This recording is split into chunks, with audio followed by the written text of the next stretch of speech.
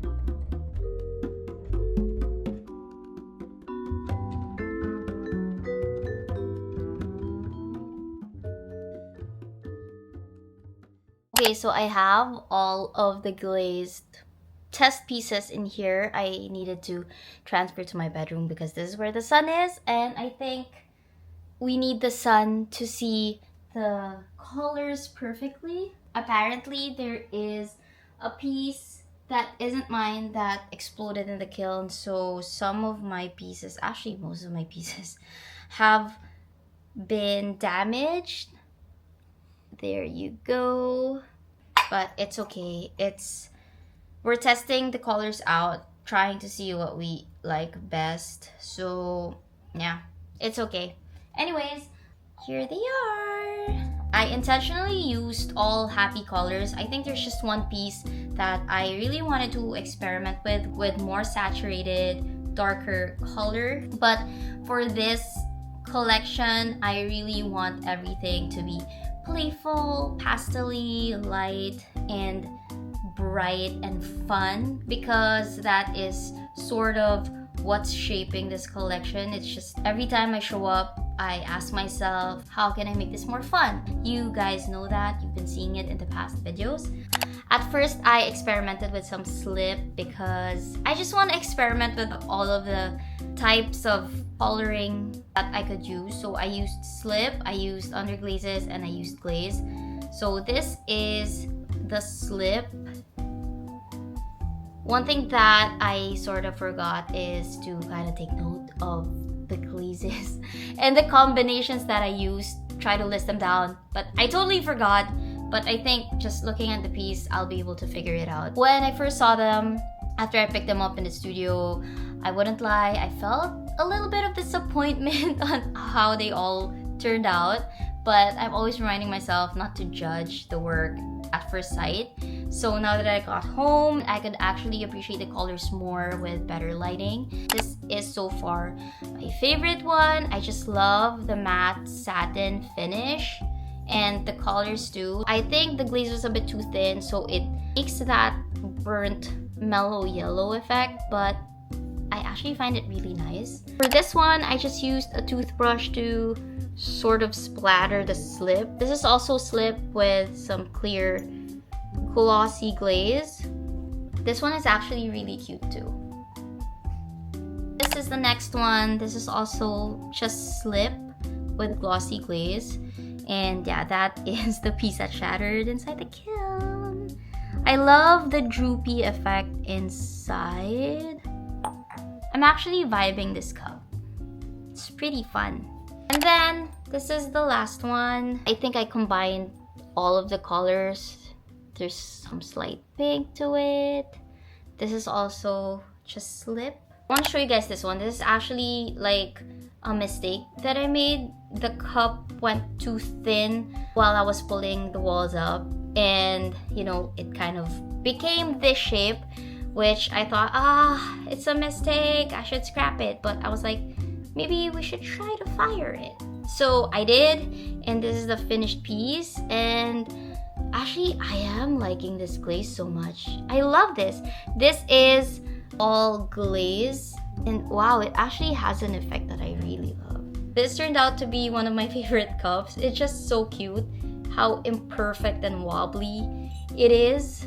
It is also so nice to hold. So a reminder for you, do not maybe throw your mistakes, maybe play around them and give them a second chance, because they might actually surprise you, like how this cup surprised me. For this one, I played around with different glazes. I played with some frosty blue glossy glaze that I mixed with the pink and the pistachio. Here it is inside. I actually love the colors of this too. I think this and this one are my two favorites. I just wish, I guess next time I'll probably add more coats of the glossy one and these colors, just so I could see how they react to each other. This piece is one of my experiments as well at home. I just brought it and fired it. And for this one, I used purely underglaze. It has a satin finish, sort of looking like a watercolor actually. actually, but I'm not really digging the colors. They're a bit too dark and saturated for me. But I'll still play around with this. I put some holes so I can insert the macrame ropes inside. And then I wanted to show you guys this one. This one, my son made this. It is his teacup. He used the coiling method and then he glazed it with some underglaze and I glazed it with the clear glossy glaze. It's actually pretty fun. I'm actually digging this cup. It turned out really cute, and after seeing this one, I thought maybe we should come up with a collection together. Who knows? Anyways, that is it for the glaze. Now let's talk about the details that I want to correct for the next set that we are gonna be making. As I said, the mugs are pretty short and small. I definitely want to make them larger and I guess lighter. I still don't want to trim underneath, maybe a little bit just to make it a bit lighter and thinner, but I want to keep it like this. It's just way too small. So we're definitely going for a larger cup with a wider diameter. That is the number one thing that I noticed with the cups. For the glaze, we're gonna probably go with these 3 glazes because we're still gonna be adding colors using the ropes. So let's not forget that. One thing that I actually realized upon seeing all the pieces when I got them from the studio is that maybe I was a bit overwhelmed with how they all look because together they don't look as cohesive. So yeah, I think that is it. Definitely just taller, bigger cups, and then more uniform colors and glazes. We'll put the thumb rest, needs to be wobbly, nice to hold, and those are the cups. I'm thinking if we should test one with the strings. What do you think? Should we? Well, might as well try because we're here already, right? So I'm gonna be testing out this with the strings. I'm just gonna be getting my ropes in there. I'll be right back. Okay, got the strings. These are all the colors that I have. It's pretty a lot and they match the colors that I want for this collection. So let's try it out with this mug. I'm just gonna quickly decide on which one I wanna try it with. Nothing final in here. We're all just testing it out. Not that one. Maybe a blue. A blue could look actually really cute. I would want to mix and match it though. I think orange. Yeah, let's go with this orange one. Let's see if we can actually pull it out. Ah, hold on. The yellow actually looks cute with it too. It's very subtle. Ah, there's just too many colors that could go well with it. Like yellow and this pink. Perfect, right? Perfect. Should I show it with these strings or should I just get like I have extra strings here that I don't really like the color. These two are like, I don't know, I played around with these strings. These are from another supplier that I ended up not liking because they're just a bit too thin.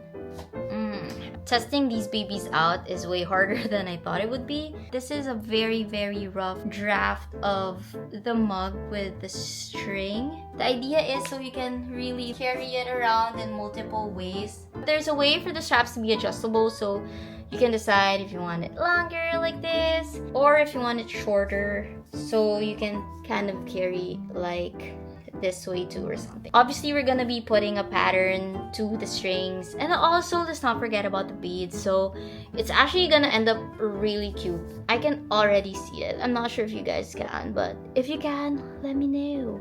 It could actually look cute like this, and like imagine just directly sipping it and then putting it back like this. I'm not sure, but I'm all about options, especially for who's gonna use it. I think it's looking pretty promising right now. The potential is high. So yeah, that is it. I'll probably see you guys back at the studio so we can continue working on the final pieces.